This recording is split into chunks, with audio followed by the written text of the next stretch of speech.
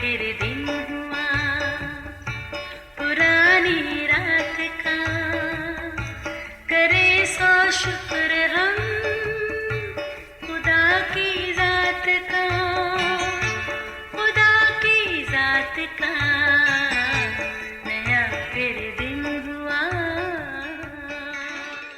आज की आयत।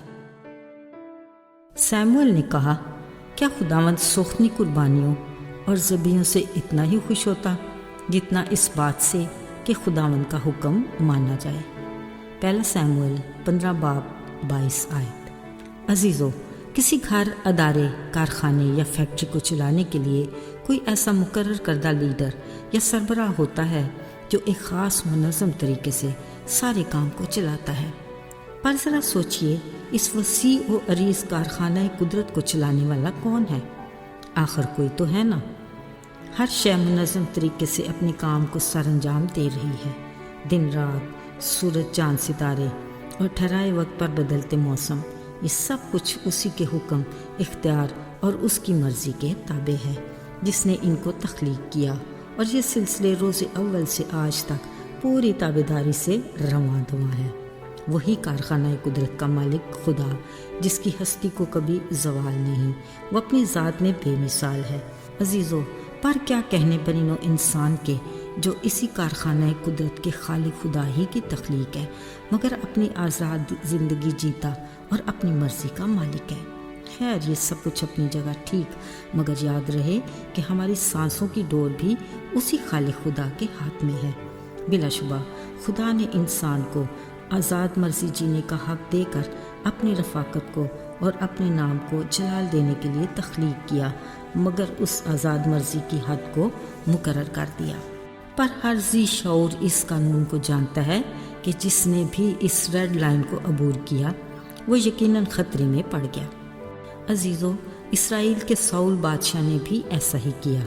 जैसे ही वो बादशाह होने के लिए मसा किया गया, उसे अमालिकियों से जंग का सामना करना पड़ गया, मगर ये उसकी खुशकिस्मती थी कि खुदा ने सैमुअल नबी के ज़रिए जंग की सारी प्लानिंग साउल बादशाह को समझा दी। साउल बादशाह ने बड़ी शान से खुदा की मदद से अमालिकियों पर फतह पाई, मगर उसने खुदा की दी प्लानिंग की रेड लाइन को अबूर कर लिया। खुदा ने कहा था अमालिकियों की हर शय को तबाह और बर्बाद करना है, मगर साउल बादशाह ने उनके बादशाह अजाज को जिंदा बचा लिया और अच्छी अच्छी भेड़ बकरियों, गाय बैलों और मोटे मोटे बच्चों और बरों को और जो कुछ अच्छा था उसे जीता रख लिया। ये खुदा के हुक्म की शदीद नाफरमानी थी। जब साउल बादशाह जंग से कामयाब लौटा, खुदा ने एक और पैगाम के साथ सैमुअल नबी को साउल बादशाह के पास भेजा।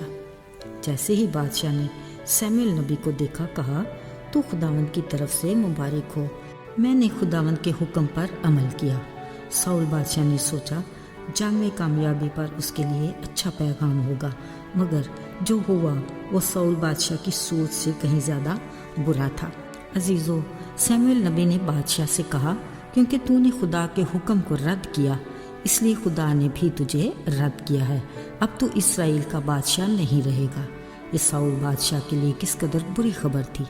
ना सिर्फ ये, बल्कि खुदा के कलाम में लिखा है कि खुदावंद की रूह जो मसा के वक्त उसे मिली, अब साउल बादशाह से जुदा हो गई और एक बुरी रूह आकर उसे सताने लगी। अजीज़ों, सैमुअल नबी ने साउल बादशाह की तबाहकारी की वजह साफ लफ्ज़ों में बताई कि खुदा की फरमाबरदारी और उसकी बात को मानना मेंढों की चर्बी और कुर्बानियों से बेहतर है। साउल बादशाह ने ना सिर्फ खुदा के हुक्म को तोड़ा, बल्कि झूठ बोला और अपने लोगों की गलत सलाहकारी को खुदा के मुकाबले में तरजीह दी और ऐसे जानवरों की कुर्बानी का सोचा जो कादर मुतलक खुदा की शान के मुनाफी था। अजीज़ों, शायद हम अपने बारे में ये सोच रहे हैं कि सब अच्छा है, मगर सच तो ये है कि सब अच्छा नहीं। खुदा के हुक्मों को हम तोड़ते हैं, कई बार झूठ बोलते और गलत सलाहकारी से अपनी ज़िंदगी के फैसले करते हैं। कभी अपनी गलत कमाई से नेकी के काम करके खुदा की खुशनुदी हासिल करना चाहते हैं। याद रहे, खुदा अपने हुक्म की तकमील में आमेज़श को पसंद नहीं करता। वो अपने बड़े फजल से हर बार हमें मुआफ़ करता है, और एक नई बरकत के साथ हमें ताज़गी देता है। हम सादगी के साथ उसका हुक्म मानकर उसे खुश कर सकते हैं। वो दिल की खुशी के साथ मेरे थोड़े दिए ही को कबूल कर लेता है।